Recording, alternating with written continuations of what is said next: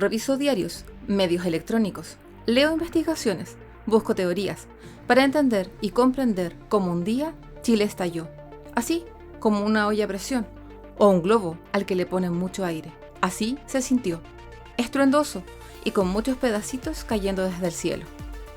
Pobreza, violencia, desigualdad, inseguridad, peleas, dolores. Conceptualizar la pobreza en este siglo es mucho más que pensar en cuántos ingresos recibimos mensualmente, sino que además es importante evaluar la accesibilidad que las personas tienen a la cultura, estudios, salud, parque, entre otras múltiples necesidades que tienen las familias y que es necesario evaluar para saber cuán satisfechas están. Observar la pobreza desde este prisma es también observar, entender y priorizar las desigualdades sociales grotescas que se observan entre las personas.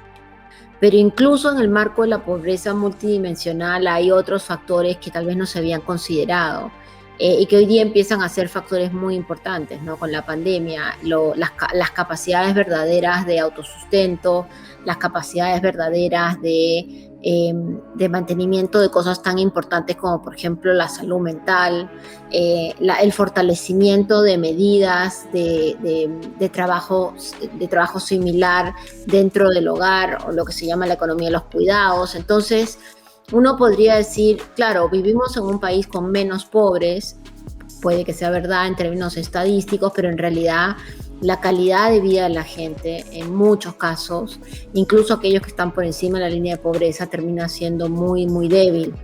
Es importante entender y comprender que la desigualdad es una forma de violencia hacia las personas y grupos familiares. Tener acceso a vivienda, a trabajo, a no desertar del sistema educacional, entre otras situaciones. La violencia estructural, ¿cierto? Que tú no necesariamente tienes que, pegarle a alguien para ejercer violencia. Existe esta violencia estructural que hace que unos nazcan en el kilómetro 35 de la maratón y otro en el kilómetro 0.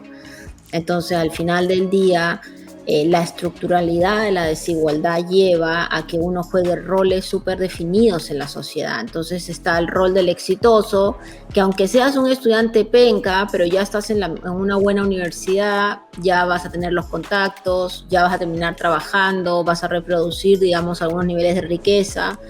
En cambio que hay otros que haciendo los mejores estudiantes ya están en un colegio que no va a calificarlos, no van a poder entrar a la universidad, no van a poder pagarlo. Entonces, evidentemente esas violencias estructurales van teniendo un impacto en la población. Por otra parte, hemos visto que frente a la percepción de pobreza y desigualdad que tienen las instituciones, han llevado a que la ciudadanía pierda la legitimidad y la credibilidad en ellas, lo que ha generado que niveles de frustración y agresividad empiecen a expresarse por parte de los ciudadanos.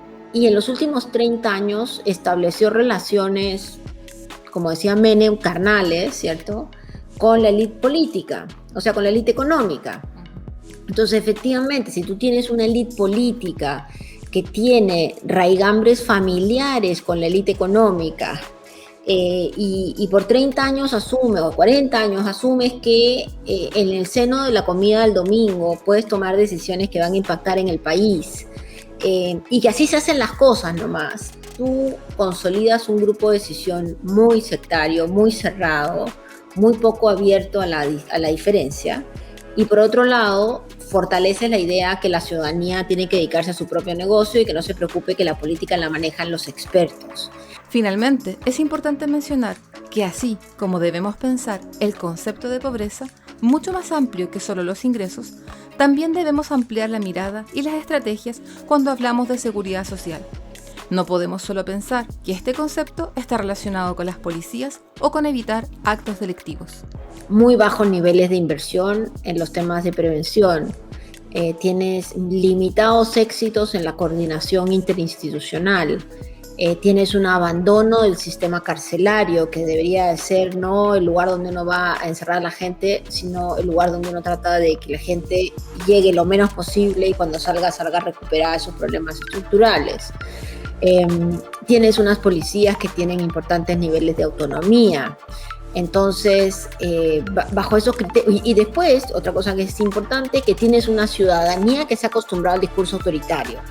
Entonces, no es solamente que la política no hace su pega, que también, pero sino que le es políticamente muy rentable ofrecer más penas, más condenas, más cárcel, más policías, más facultades, porque eso es lo que también la ciudadanía en el fondo espera, ¿ah? Entonces es un proceso muy de ida y vuelta en la conversación política ciudadano. Y eso nos tiene que llevar nuevamente a revisar la forma como hacemos seguridad, qué entendemos por seguridad ciudadana, ¿cierto? Y cuáles son los roles de las diferentes instituciones.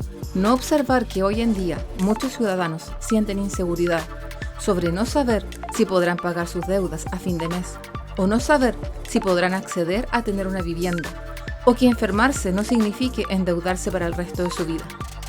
Reflexiono que debemos ver la vida no solo por partes, sino como un todo. Esta parece ser la estrategia que nos ayudará a contribuir en el bienestar comunitario de la ciudadanía.